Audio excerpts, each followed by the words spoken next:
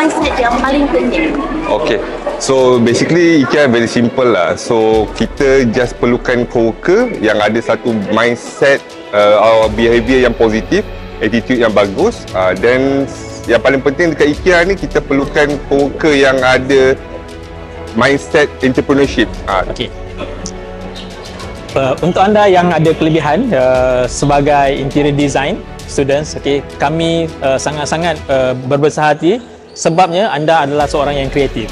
So datang ke kami, kamu akan belajar lebih banyak lagi untuk lebih kreatif.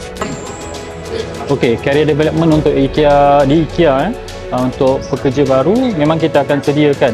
Even let's say orang yang baru join dengan IKEA, hari pertama dia join, hari kedua dia dah dapat akses. Untuk dia explore keseluruhan kita punya akses, kita call as my learning. Daripada practically, internally dan juga body system. Sebab kita bila kita ambil coworker baru, kita akan pastikan dia ada partners untuk dia kerja sama-sama, untuk dia faham proses tu. Itu pun part of dia punya growth and also career development.